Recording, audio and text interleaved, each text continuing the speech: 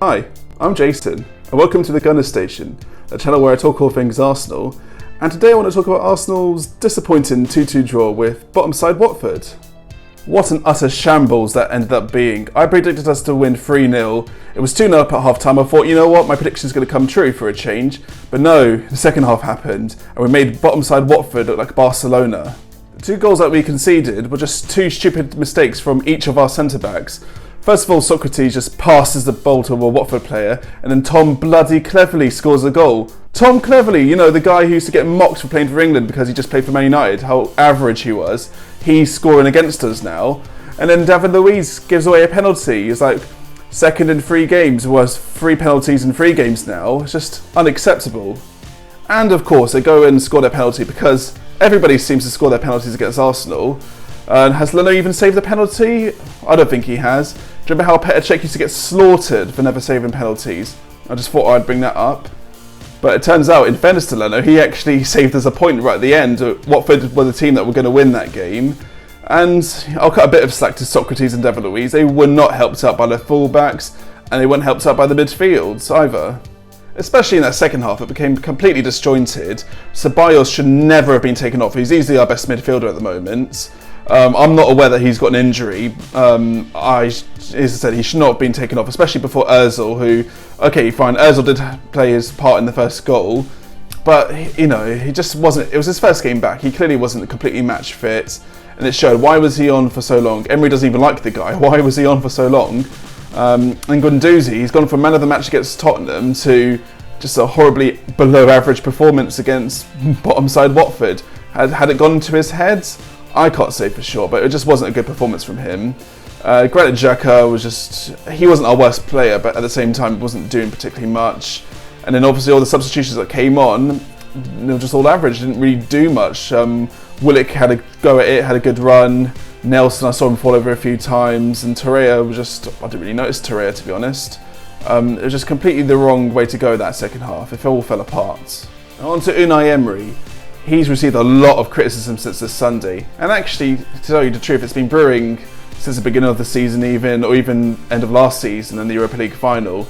The biggest criticism of him is, what is our style of play? At the moment, it just seems like we're just going to play up from the back no matter what, even though we don't have the right personnel, and then just hope for the best. There isn't really, you know what I mean, with the team that we got, where our attacker is one of the best in Europe, on paper at least, our defence not so much. Why not just be an attacking team? That's what Jurgen Klopp did when he was at Liverpool. He realised, my defence is bad, I'm just going to attack and hope for the best and winning 4-3 and so forth. At the moment, we're not doing that. It's not been scraping through against Burnley, drawing 2-2 with Watford.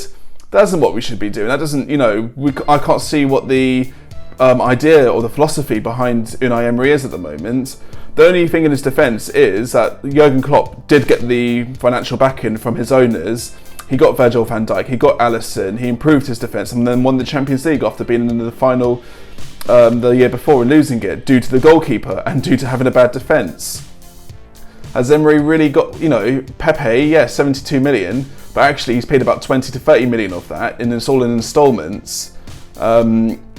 We do need another centre-back. I believe that Rob Holding coming back into the team will definitely help that because he's more of a ball-playing centre-back than Socrates, who's obviously old school, and I thought it was harsh what Gary Neville was saying about him not being a good enough defender for Arsenal. He's had his moments, albeit, yes, he does get away with it a lot more than a David Luiz or a Mustafi would. If that was Mustafi or David Luiz making that mistake, you know what I mean, the slaughtering would have been tenfold. The only thing that saving grace is obviously Socrates is in the good graces of most Arsenal fans, and in fairness, he did come out and apologise on Instagram, which, you know what, fair play, that is appreciated. So, with Emery, you know, it needs to improve quickly. I can give him the slack. I'm not going to be Emery out because what's the point? People saying bring Jose Mourinho in, what, so he could ruin our team and just make everyone miserable and play the most boring, mundane football. Just look at his last run of Chelsea, look at his last run with Man United, what all the Man United fans say about him. They were more than happy to get rid of him. I don't want Mourinho in. You know, keep Emery until the end of the season. Maybe he will click once he gets all his players in. It'll be like Jurgen Klopp. You've got to give chances. You can't just be so reactionary to want to get rid of the manager. Yes, you know what? I'm bloody annoyed about the result because it's unacceptable. but I'm not to the point where I'm thinking of getting rid of the manager.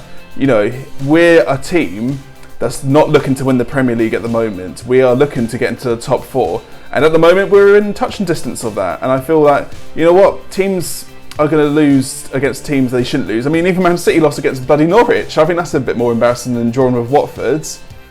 So, he just needs to improve and improve fast, Emery. End of the day, there's no beating around the bush here. We made Watford look like a top team. Even with the new manager bounce, that's totally unacceptable.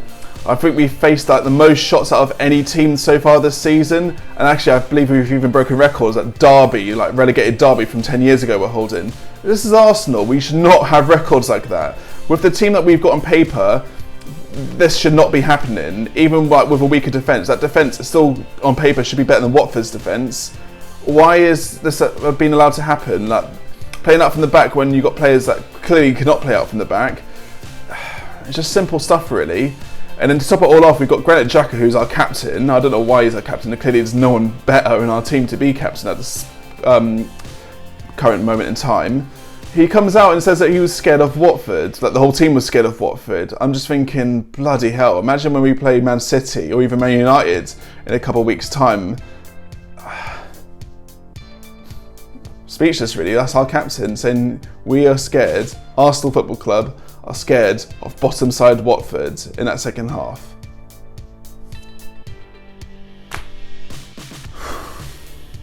Suppose I'd better say a positive, huh? What positives were there? Aubameyang scored twice, that is a positive, 5 goals in the season. So he's continuing his form from last season. So, you know what, all those people are saying that, you know, so Aubameyang or whatever else, he doesn't do much. You know what, shut up, he is the real deal. And the other positives I can think of, well, as I mentioned earlier, Holding's coming back, Bellerin's coming back, Tinney's coming back, and you know what? I would actually play Callum Chambers. What did he do wrong? You know what I mean? The one game Callum Chambers plays, he looks solid, and we kept our clean sheet. Put him back in the team, get rid of Socrates, or David Luiz. I mean, I prefer Socrates to go, because at least David Luiz has a winning mentality. I don't think Socrates does. Put Callum Chambers back in the team. Ideally, Callum Chambers and Rob Holding as our centre-back pairing. Can't be any worse, can it? Now on to the player ratings. Starting in goal, Bernd Leno. As said, the passing up from the back wasn't too convincing, but was that really all his fault? I can't say so. I mean, he did make some good saves. Okay, he didn't save the penalty. Just a slightly above average performance for Leno. I'd give him a 6 out of 10. Maitland-Niles, I think he was they targeted him on that right side. They clearly saw him as the real weak link. But he did assist for the second goal, so that will boost his points up slightly. I'll have to give him a 4 out of 10 for his performance. It'll have to be the same for Kolasinac. I don't think he was totally convincing. He's obviously not a natural left back, left wing back, he's much better, but even then defensively he's been wanting a little bit recently. But he did do that good run for the first goal, so... Yeah, 4 out of 10 for Kolasinac as well. Socrates, on the other hand, bloody hell. Hopefully he gets dropped for Callum Chambers or Rob Holding sooner rather than later. He gets a 2 out of 10. David Luiz, what are you doing with that penalty? Come on, mate. You're a winner with Chelsea and Brazil. You should know a lot better than that. And trying to blame Pereira. Yeah, Pereira went down more easily, but it was a penalty. Don't delude yourself, and you know it was a penalty.